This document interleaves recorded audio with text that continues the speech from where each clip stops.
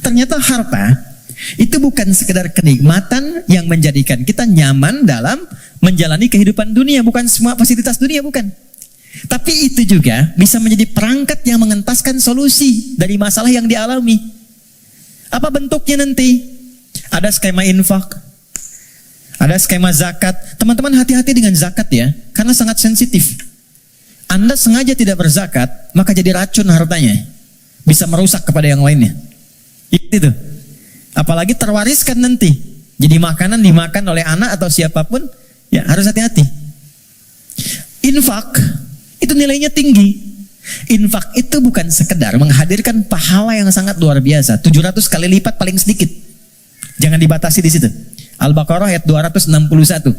Ya, masalul ladzina yunfiquna amwalahum fi sabilillahi kamathali habbatin ambatat sab'a sanabil. 1 jadi 7. Fi kulli sumbulatin mi'atu habbah kali 100. 1 kali 7 kali 100, 700 kali lipat. Itu maksudnya pahala ya. Pahala, bukan perkalian feedback ke kita, bukan. Jangan bayangkan begini, kalau saya infak 1.000, balik 700.000. Bukan begitu cara memahaminya. Itu nggak tepat. Yang dimaksud, Anda mendapatkan 700 kali lipat pahala di akhirat nanti. Jarak satu keduanya 500 tahun. 2 ke 3 500 tahun. Itu di akhirat. Di dunianya dapat apa? Nah, di dunia itu pancaran keberkahan. Di antara pancaran keberkahannya ada 2. 1, memberikan tambahan barakah kepada Anda yang nilainya lebih daripada apa yang Anda berikan. Minimal 10 kali lipat. Misal, dijaga dari sakit yang kalau berobat nilainya sekian. Dijaga dari musibah yang kalau dialami keluarnya mesti sekian. Itu. Yang kedua, ini yang paling menarik. Infak dengan harta itu kalau diniatkan sesuai dengan keinginan yang kita mohonkan pada Allah, itu bisa mengentaskan persoalan yang sedang dialami. Itulah wasilah tawassul dengan harta. Rumusnya Quran surah ke-5 ayat 35. Saya pakai Quran, jadi nggak bisa dibantah.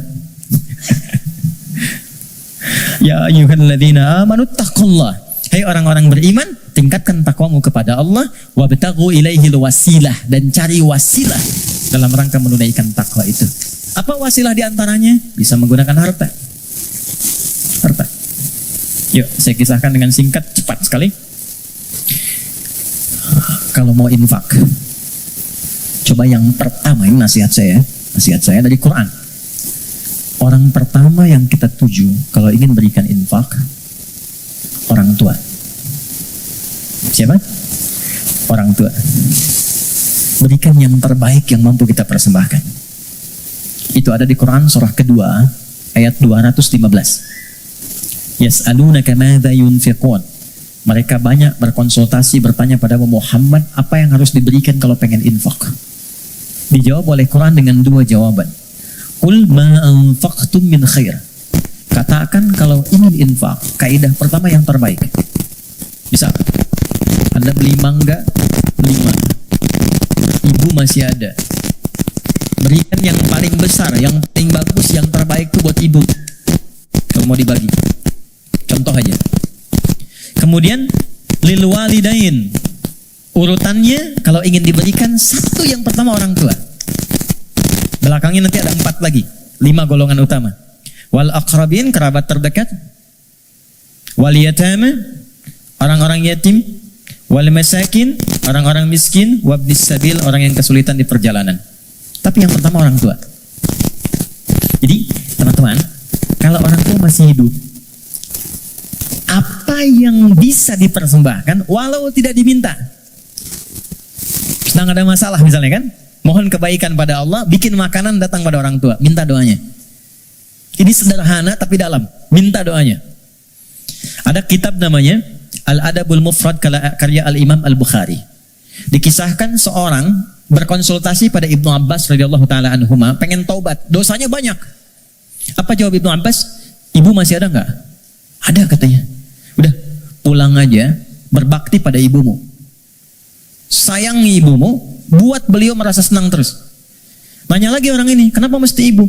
Kata Ibnu Abbas, saya tidak pernah mendapati di Quran dan keterangan Nabi yang terbaik dari bakti kepada ibu untuk mengentaskan semua masalahmu.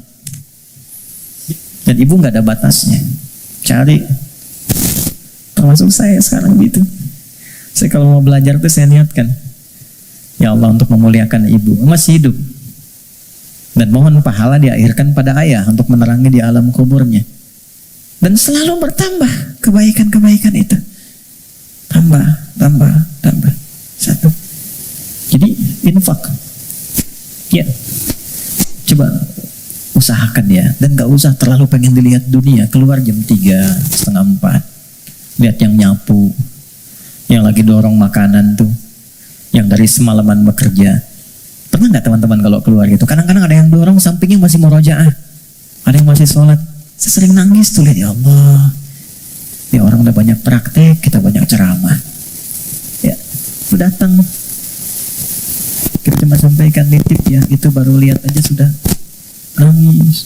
Ya Allah, terima kasih Pak. Ya Allah, mudah-mudahan Bapak rezekinya lancar ya Pak. Sehat ya Pak.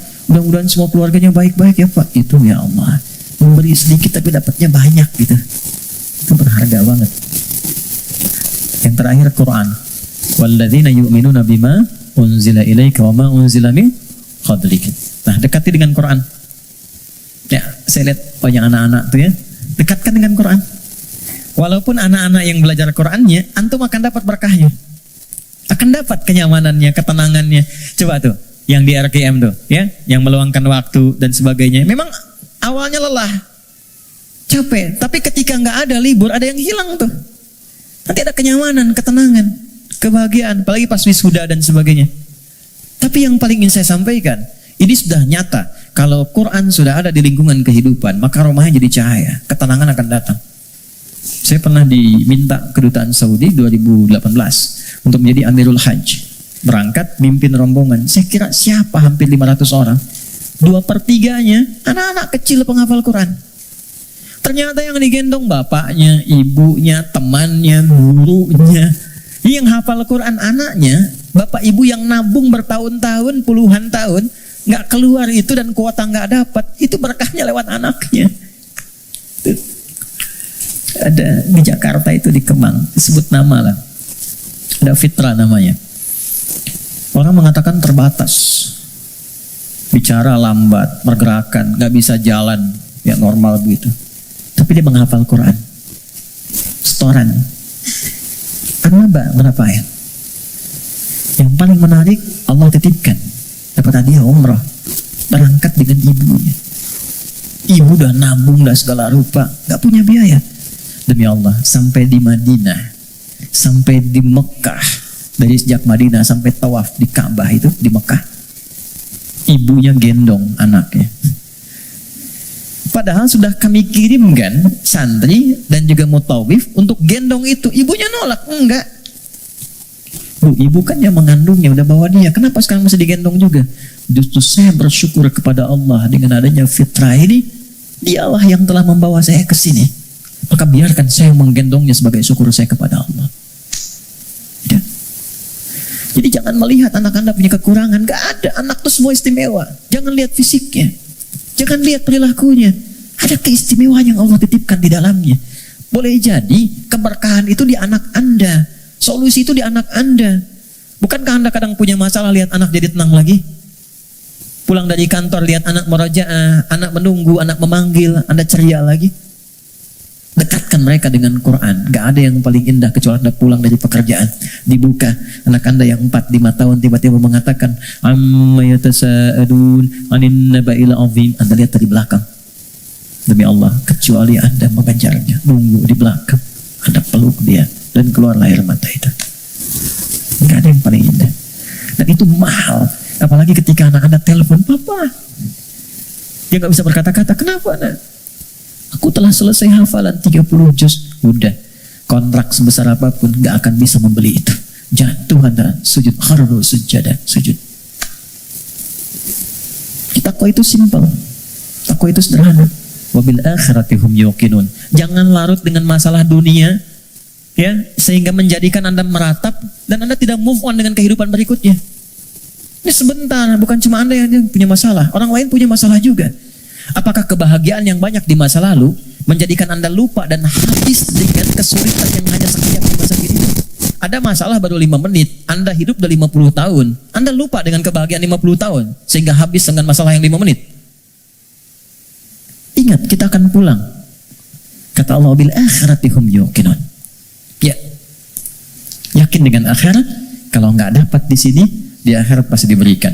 Maka ayat kelimanya, orang yang mampu menerjemahkan takwa dengan kiat-kiat tadi, ulaika ala hudam mir rabbihim wa ulaika humul muflihun. Maka ia akan selalu lekat dengan petunjuk dan lindungan Allah, dan kebahagiaan melekat dalam titian kehidupannya. Maka kita teruskan, kembalikan, dan kita akhiri dengan Quran surah ke-65 di akhir ayat kedua, di awal ayat ketiga yang sudah dibalik tadi di belakang. Yang kita katakan, wa may yattaqillaha yaj'al lahu makhraja. Semakin takwa ditingkatkan, salat naik, infak bertambah, kepada orang tua baik, Quran ditambah, sehari 1 ayat jadi 10 ayat, 1 halaman, 1 juz, yakin dengan akhirat, yaj'al lahu makhraja. Terakhir, wa yarzuqhu min haitsu la yahtasib. Bahkan nanti pada titik tertinggi, rezeki pun Allah antarkan tanpa sulit dia mencarinya. Sekejap datang. Saya tutup, wa may yattaqillaha yaj'al lahu min amrihi yusra. Kalau sudah semakin tinggi takwanya, maka diringankan semua ujian hidupnya. Bukan gak punya masalah. Ingat, bukan gak punya masalah. Tapi setiap akan dialami, diringankan dulu sehingga dia merasa seakan tak ada masalah. Padahal dia menghadapi hal yang sama. Ada 2 orang berhadapan dengan persoalan yang sama. Yang satu nggak ada masalah, yang satu merasa sulit. Kenapa? Karena yang satu sudah mendapatkan keringanan dari Allah Subhanahu wa Ta'ala.